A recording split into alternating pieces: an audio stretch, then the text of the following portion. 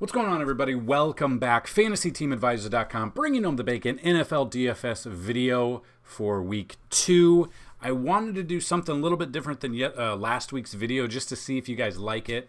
So my thought is we're going to break down each position in a different video. So the video is not, one long video. Hopefully break it down a little bit concise, a little bit quicker. And I wanted to show what we've got going on. And we're going to look onto DraftKings and see the previous week's performance. Now, I know some are good, some are not, so I just kind of wanted to break it down. So you can find all of the rankings in the description of this video. You can also find our DraftKings League right down below as well. We have 200 open spots every single week. Last week, we had 9 people enter. Yours truly got second place. That Dallas defense really screwed me over. But we had 9 people, which was great. I think first place was 40, second was 26, and third was, I can't remember what third was. But obviously would love to get more, and we're going to keep pushing this. So we have 200 available spots. It's weekly. It's $10 to enter. It's super fun. It's got the feel of a GPP because there's 200 people, but it's more of a cash option, especially when, there's only like 9 or 10 people in it. Super fun to do. You just got to get it. And hopefully you can use the advice we give you to build it through there. So got all that below. If this video itself gets 50 likes, someone will win a free week of DFS content. If you want to sign up, FTA Plus, you can get an entire month for $24.99. Includes NFL, MLB, MMA, NASCAR, and PGA. If you want to get into a yearly pass, this is the last week you can use the promo code NFL VIP to get $100 off the year pass at $99 instead of $199. So that being said, let's jump into the rankings. 2 weeks in a row, Jalen Hurts is our number 1 quarterback. Obviously, these aren't, always going to happen, but these are based on our DraftKings or FanDuel or PPR, depending on what you're looking at. And these are how we build them out. So really love his versatility. The Eagles went up 16-0 in the first quarter, kind of against New England, and kind of I was like, they're going to go off, and they just really didn't after that. Didn't score too much after that, but we are going to look at everything. So we obviously have 32 quarterbacks on the entire list. In this one, we're going to go through the top 10.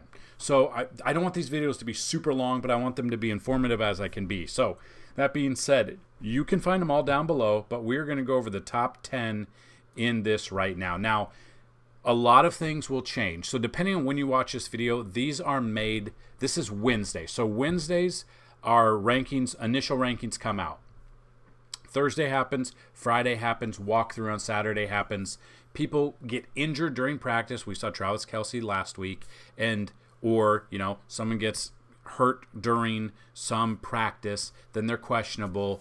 We then update these on Sunday mornings before lock. These are updated so you can check them out. So my suggestion is bookmark it, go to FantasyTeamAdvisor.com. All of the rankings are there.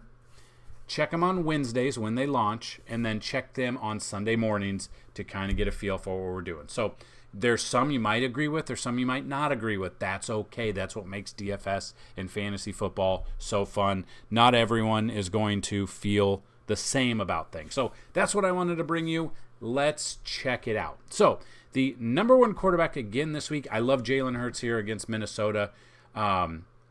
He, like I said, started off strong, and you can kind of come down and see that overall he's on Thursday Night Football, so this will change. So we can't go over anything here because it's on Thursday, but I love this matchup. So by the time you watch this video on Sunday, Jalen Hurts will be removed as the number 1. So I wanted to bring that to your attention. Obviously, we will go. We have all of them ranked, but then once Sunday comes, it'll be a different number 1. Will that be Josh Allen or Justin Herbert or Patrick Mahomes? We'll have to see. Again, a lot hinges on Mahomes if Kelce's in there. Because if Kelce's in there, then that takes some targets away from other people, but that's also double teamed onto Kelce. That should open up to his 6 other wide receivers on the team that all play like a wide receiver 6 in week 1. So hopefully their stone hands are not there. So number 1 this week, I do love Jalen Hurts going up Thursday Night Football against Kirk Cousins and the Vikings. Number 2 is Josh Allen. This one might surprise you a little bit. He is the second most expensive on the main slate, and I know he's coming off a bad game. Here's my thought. So Josh Allen had game logs. He had 3 interceptions. I don't look at it that way. I look at it as he knew that Whitehead over on the Eagles, or over on the Jets, needed, he had something about a 3 interceptions in one season is a $250,000 bonus. I think Josh Allen knew that and wanted to get my man paid. So that's why he threw 3 stupid passes directly into Whitehead's hands, and he just caught him because he wanted to get him paid. I respect that. And I've got him here. He's 7,900 on DraftKings. Obviously, 13.04 fantasy points is not enough. We need at least 17, 18. Obviously, we'd love 24, 25 there. So I'm projecting, as of now, about 24 against this matchup here. Las Vegas gave up. Now, obviously, these numbers are all 1 week. We can't go off of, but you can also pair that with our matchup tool, which you can find down below, and you can see where they rank as well. So as of now, Las Vegas ranks 13th against passing game 1 week. Total defense there, they rank 11th overall. So he's got a top 10 here. I know it's 1 touchdown to 3 interceptions. Everyone struggled in week 1, basically, except for Tua. I'm looking at Josh Allen here at number 2. I've got Justin Herbert number 3. The problem is Justin Herbert is not clutch when it counts, but he's still putting up 20.92 there for 6,900. He's only up 100, and that was against Miami. He now has a matchup against Tennessee, which after 1 week, they gave up 282 passing yards per game, 28th ranked against the quarterback. Absolutely love me some Justin Herbert here. Number 3 is Patrick Mahomes. Again, this will hinge on do you want to pay 8,300? Jacksonville here. They ranked 22nd, gave up 215. He threw for more than that in week 1, but it should have been even more than that. But all of his scrambling is pretty good.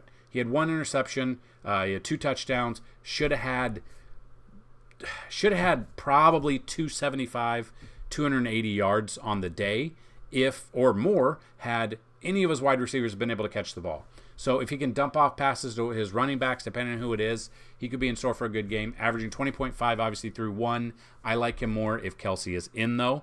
But I still have got him there at number 4. Number 5 is Trevor Lawrence. Now, I really thought Jacksonville was going to when I looked at first, I thought they were going to absolutely dominate. Game logs, 18.74 at 6,500 is perfect. That was against Indy, and I've got him here. He does have Calvin Ridley looking fantastic. He's got the weapons in the running backs and the wide receivers. He's got a good O-line that he should be in store for a good game.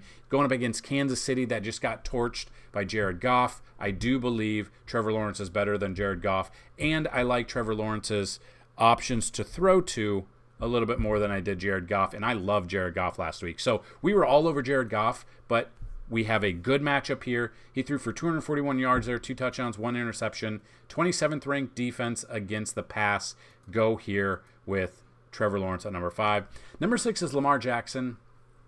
This one, I don't know how much exposure I'll have to him. He is 7,700. Since he did just get beat by Deshaun Watson, and 8.56 was not enough out of Lamar. If you had Lamar in any of your lineups, you probably didn't bring in home any bacon with 8.56 at 8,000. They've dropped him down 300. That was against Houston. His matchup this week against Cincy, they ranked 9th over 1 week. They only gave up 144 passing yards to Deshaun Watson, but they were running over him. Rushing defense is 31, so there's only one team that's worse against them, and we know Lamar loves to run. Now, if Mark Andrews is out again, absolutely love Lamar Jackson even more, but he's got the passing game. He's got OBJ. He's got Zay Flowers. He's got what he needs. Love me some Lamar Jackson. Don't know how much exposure I'll have to him, but if I'm making like 20 plus DFS lineups, I will stack Lamar. The running back situation is going to be iffy. We don't know what's going on there, but Zay, OBJ, Mark Andrews, and of course Lamar can run as well. So could run wild all over Cincy. We'll just kind of see how it goes. Number 7 is Justin Fields. Thought he was going to do way better than he did last week. He's 7,600. Matchup here. Tampa Bay gave up 328 passing yards in week 1. Obviously, we know Justin Fields isn't going to pass that much, but Tampa Bay last week did hold the running backs down. They're ranked number 1 rushing yards per game is 41. That might limit Justin Fields' running ability there. But overall, they're 14th ranked, so that's kind of something you're looking at here. These numbers, obviously, through about 6 games will mean a lot more. Against Green Bay, Fields still put up 16.54, 1 touchdown, 1 interception, had 216 yards, and had 59 yards on the ground. Did have a fumble, though, so that did cost them a lot. So that was the fantasy points there. Then they obviously got smoked 38-20 there. Number 8 is Joe Burrow. So historically, Joe Burrow starts off cold, very cold. He's not ice cold, just like cold. He obviously didn't have a very good game, got benched in week 1. That's not saying much. The weather wasn't good. He didn't really have any practice in the preseason because of the injury and training camp. So that's definitely something to look at. He's 6,900. Matchup-wise, Baltimore gave up 196 passing yards in the first game. They ranked 17th overall, and then rushing. As long as his leg is good and he's good to go rushing, they rank 7th. So they did give up 72 yards in rushing in week 1. Game logs here. Like I said, 14 for 31, 45.2 passing percentage, 82 yards, and then he got benched. I don't think it's going to happen again. I think it might leave a sour taste in people's mouths. Looking at him right here against Baltimore, 6,900. I'm okay with at Burrow for number 8. Number 9 is Anthony Richardson. Now, this one he's questionable. He did have injured or a bruised knee, so whether or not that's going to affect him. We did see him, I believe he left a little bit. I think he should be good to go. We're seeing him pass. So far, so good for practices this week. Game logs before the injury, 24 for 37, 64.9 percentage, 223 yards, 1 touchdown to 1 interception there. His matchup here, going up against Houston, they rank 11th against the passing defense, 155 yards in week 1. I think he'll do a little bit better as long as he is healthy. His rushing is 110 yards last week. So Indy gave up over 100 yards in rushing. They ranked 23rd overall. 21.92 at 5,600. He is 6,300 now, so he has gone up. But I'm still, if we can get 20 out of him, we'll be looking good. You got to find the correct players to pair him with to feel confident about it.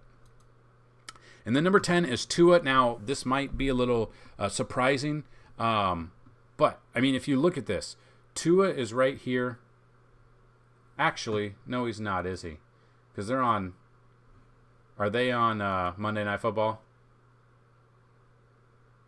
Yeah, so Tua just put up a ton of yards. We know he put up over 400 yards. Obviously, if you paired him with Tyreek Hill, you probably did very, very well. If you paired him with Waddle, you probably didn't do as well. I think that's kind of how it's going to be all year. There'll be some games where they both absolutely go off on fire. Then there'll be some games where 1 week it might be Tua, 1 week it might be Hill. So you got to find that pairing, the perfect pairing. Now, could you pair both of them? Yes, you could. It's probably all year going to be pretty expensive to do both of them, but again, we can always find the workaround there.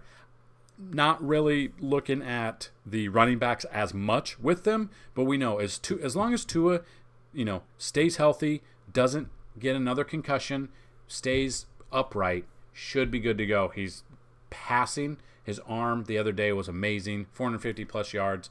He's still got wheels. As long as he doesn't take big hits, we should be good to go. So those are currently the top 10 as of Wednesday afternoon. Depending on when you watch this video, it's probably changed a little bit. If you watch it after Thursday Night Football, then obviously Jalen Hurts will be removed from this list for the weekend along with Kirk Cousins. So those are the top 10. If you want to see all 32, click the links down below. Check it out for the quarterbacks. We are going to be doing some different things this week. We're going to go through that. We're going to go through the player pool kind of like we did in week 1. We're looking at some stacks. We're going to talk about some stacks And basically, if you guys have questions, if you want to see certain things in these videos, let me know down below. Or email me, dfshelp1@gmail.com, or hit us up on Twitter @advisors_team. Tell me what you want to see, and we'll try to get those in those videos for you. So good luck in week 1. This is your quarterback rankings for week 2. Good luck in week 2, I meant. These are your week 2 quarterback rankings. All of them are down below, and be on the lookout for the other videos. Be putting them out very soon with all of the other rankings for you.